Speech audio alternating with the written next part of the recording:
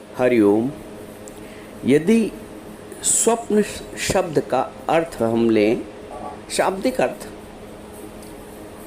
तो स्वप्न शब्द को हम दो भागों में विभाजित करें, स्व प्लस अपन। स्व का अर्थ भी स्वयं का, स्व माने स्वयं का, और अपने का अर्थ भी वही अपना। स्व भी है और अपना भी है, वही स्वप्न है, वही सपना है। जो स्व भी है और अपने भी है, वही स्वप्न है, वही सपना है, वही अपना है। अब इसका मतलब क्या हुआ? स्वप्न को स्वप्न क्यों कहा जा रहा है? स्व प्लस अपने क्यों कहा जा रहा है? क्योंकि वो संपूर्ण रूप से जो भी स्वप्न का जगत है, जो भी आपने देखा, जो भी सृष्टि आपने स्वप्न की देखी, वो पूर्ण रूप से आपकी है। आपने ही उसका निर्माण किया है। आपके विचार जो संग्रहित हो गए, चित्र में संग्रहित हो गए, उन्होंने, उन चितवानाओं ने स्वप्न की सृष्टि का जन्म दे दिया। विशुद्ध रूप से वो सृष्टि आपकी है, वहाँ परमात्मा की कोई दखलंदाजी नहीं है। आपने जो बनाया है स्वप्न की सृष्टि अपने विचारों से, आप वही सृष्टि देखेंगे। आप किसी दूसरे की सृष्टि में नहीं प्रवेश कर जाएंगे। जिस सृष्टि को आपने अपने विचारों के तानों बानों से रचा है, उसी संसार को आप स्वप्न में देखते हैं। विशुद्ध रूप से वो आपकी ही रचना हो गई, आपका निर्माण हो गया, और उस अपने निर्माण से, उस अपनी सृष्टि से, उस अपने ही निर्मित जगत से आप सुखी और दुखी हो रहे हैं, मानित और अपमानित हो रहे हैं, भयभीत हो रहे हैं, क्रोधित हो रहे हैं, जीवन जी रहे हैं, मृत्यु को प्राप्त, सब कुछ स्वप्न में। ऐसा कुछ नहीं है जो आप स्वप्न में ना देख सके या स्वप्न की सृष्टि में ना बना सके। आप सब कुछ बना लेते हैं स्वप्न की सृष्टि में, और विशुद्ध रूप से वो सृष्टि आपकी ही होती है, स्व प्लस अपना।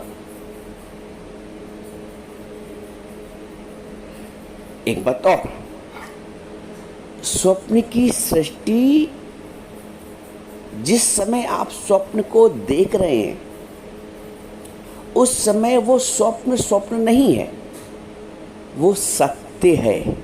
स्वप्न उस समय, जिस समय देखा जा रहा है, जिस समय उस जगत में हम रह रहे हैं, वो जगत सत्य भाषित हो रहा है। उस वक्त किंचित मात्र भी ये आभास नहीं रहता है कि ये स्वप्न की सृष्टि है और ये मिथ्या है। कोई आभास नहीं रहता है। अंदर तक बैठा होता है कि ये ऐसा ही हो रहा है जैसा दिख रहा है। जब आप जागते हैं, तब उस सृष्टि को मिथ्या अनुभव कर पाते हैं। जागे बिना हमने उस सृष्टि को मिथ्या नहीं समझा, और उसके दुख से दुखी, उसके सुख से सुखी, उसके भय से भयभीत, उसके मान से मानित, उसके अपमान से अपमानित अनुभव कर रहे हैं। आपने जैसे ही आँख खोली, आपकी वो जो सृष्टि थी उसका प्रलय हो गया। जैसे आँख खुली, उस बड़ी सृष्टि का जो जो भी आप देख रहे थे, प्रलय हो गया। ऐसी प्रलय हुई कि नानक जी बोलते हैं, ज्यों तारा पर भात। जैसे ही सूर्य आया, जो असंख्य तारे दिख रहे थे सब लुप्त हो गए। जैसे ही आंख खुली, तो हम स्वप्न में जो भी देख रहे थे, नदी, पहाड़, जीवन, मृत्यु, शेर, सांप, हाथी, संबंधी, सगे, बेटा, बेटी, जो कुछ भी स्वप्न का देख रहे थे, वो सब लुप्त हो गया, सबकी प्रलय हो गई। मात्र आँख खुलने पे इतनी बड़ी सृष्टि की प्रलय हो गई। और वहाँ आपको ये अंदर तक ये भी मालूम है, जागने के पश्चात की बात मैं कह रहा हूँ, वहाँ आपको अंदर तक ये भी मालूम है, अरे ये तो स्वप्न था, इसमें हम क्यों परेशान हो रहे हैं, ये तो मिथ्या था। लेकिन जब वही बात गुरु इस जागृत सृष्टि के लिए कहता है कि ये मिथ्या है, तो आप उसको स्वीकार नहीं कर पाते हो। उस सृष्टि को तो आपने बड़े आराम से स्वीकार कर लिया, अरे वो तो स्वप्न था, वो तो मिथ्या था, वो तो झूठ था, वो तो तिलस्म था, वो तो माया थी एक मन की। जब इस जागृत सृष्टि को गुरु कहता है कि ये भी मन की माया है, आप विश्वास नहीं करते हो। जब जागृत स्वप्न के लिए गुरु कहता है कि जगत मिथ्या, तो आप विश्वास नहीं कर पाते हो। विश्वास इसलिए नहीं कर पाते हो कि बुद्धि आपको विश्वास नहीं करने देती। स्वप्न में बुद्धि लय हो जाती है, मन लय हो जाता है, इंद्रियां शिथिल हो जाती हैं, एक जागृत की अवस्था रहती जो चेतन है। शरीर भी सोया है, इंद्रियां भी सोई हैं, मन भी सोया है, बुद्धि भी सोई हुई है, परंतु कोई जागृत है, उसने स्वप्न को देखा। तो जो जागृत है, जो तुम्हारी गहरी नींद में भी जाग रहा है और स्वप्न देख रहा है, वही जागृत में भी जाग रहा है और इस सृष्टि के स्वप्न को देख रहा है। इस जगत के मिथ्यात्व को, जो कि अज्ञान में सत्य लग रहा है,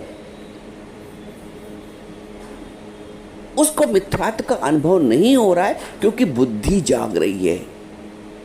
बुद्धि जागृति अलग बात है और बोध की जागृति अलग बात है। जीवन भर मनुष्य की बुद्धि जागा करती है और बोध सोया करता है। जीवन भर मनुष्य की बुद्धि जागा करती है और बोध सोया करता है। यही कारण है कि बुद्धि तुम्हें जगत के मिथ्यात्व को पक्का करने नहीं देती, और जब तक जगत का मिथ्यात्व पक्का नहीं होगा, तुम संसार के दुख से बच नहीं सकते हो, संसार के मान अपमान से बच नहीं सकते हो। जब तक जगत का मिथ्यात्व पक्का नहीं होगा। तुम कहते हो हम कैसे मिथ्या मान ले जो हमको दिख रहा है। दिख तो रहा है कि रेगिस्तान में वहाँ पे पानी बह रहा है, लेकिन है नहीं ना। दिख तो रही है कि रस्सी पड़ी है, लग रहा है कि अंधेरे में सांप पड़ा हुआ है। दिख तो रहा है एक पर्दा टंगा हुआ है, अंधेरे में लग रहा है कोई खड़ा हुआ है। दिख तो सब रहा है ना। तो क्या सत्य है? प्रकाश जहाँ होता है वैसे ही जो रस्सी सांप दिख रही थी वो रस्सी दिखने लगती है। जहाँ आपने लाइट खोली, वो जो पर्दा लगता था कोई खड़ा है, वहाँ पर्दा दिखने लगता है। प्रकाश के अभाव में प्रतीति हो रही है असत्य की, वैसे ही सत्य के ज्ञान के अभाव में, तत्व ज्ञान के अभावों में जगत की प्रतीति हो रही है। ये बात बुद्धि स्वीकार करना ही नहीं चाहती, क्योंकि बुद्धि एक रोड़ा है। जैसे मन को रोड़ा बोला गया ना, बुद्धि भी रोड़ा है। मन से प्रधान है बुद्धि।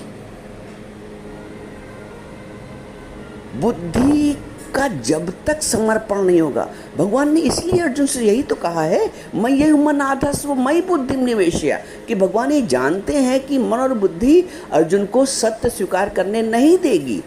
वो जो मोह का उसको फंदा पड़ा हुआ वो छूटने नहीं पाएगा। तब तक वो जगत को सत्य समझता रहेगा, जब तक मन और बुद्धि अपने पास रखे हुए। इसलिए भगवान ने कहा कि मय्य मन आधस्व मयि बुद्धि निवेशया निवश्य मय्येव अत ऊर्ध्वं न संशया। मुझ में ही मन को अर्पण करो, मुझ में ही बुद्धि को निवेश करो। मय्ये मन आधस्व, मुझ में ही मन को आधस्व करो।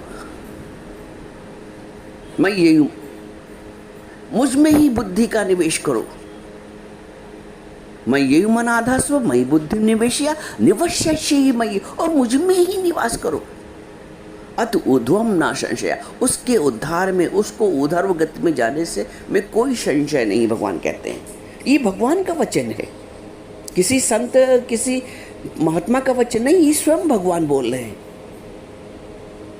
अत ऊर्ध्वं न संशया, उसके उद्धार में कोई संशय नहीं है, उसके मोक्ष में कोई संशय नहीं है। उसको उसके ऊर्ध्व गति में जाने में कोई संशय नहीं है।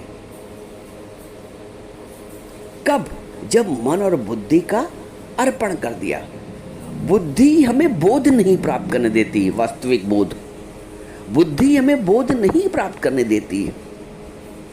और तुम सब दुनिया में बुद्धि के सहारे जीना चाह रहे हो, बुद्धि के सहारे सब समझना चाह रहे हो।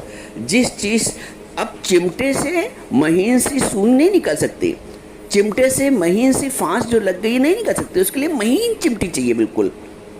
तुम चिमटे से फांस निकालना चाहते हो, बड़े से चिमटे से। तुम ऐसी मोटी बुद्धि से सूक्ष्म आत्मभाव का अनुभव करना चाहते हो, संभव ही नहीं है। जितना पढ़ लिख गए उतनी बुद्धि मोटी। देखो विरोधाभास सेंटेंस में बोल रहा हूँ, जितना तुम पढ़ लिख गए हो उतनी ही बुद्धि मोटी हो गई है, उतना ही चीज़ों को समझना ही नहीं चाहते हो, उतना ही वास्तविकता की ओर जाना ही नहीं चाहते हो। संसार का मिथ्यात्व कैसे पक्का होगा? बुद्धि मोटी हो गई है, संसार का मिथ्यात्व कैसे पक्का होगा? कैसे पक्का होगा? संसार का मिथ्यात्व तभी पक्का होगा जब बुद्धि लय होगी। बुद्धि के लय हुए बिना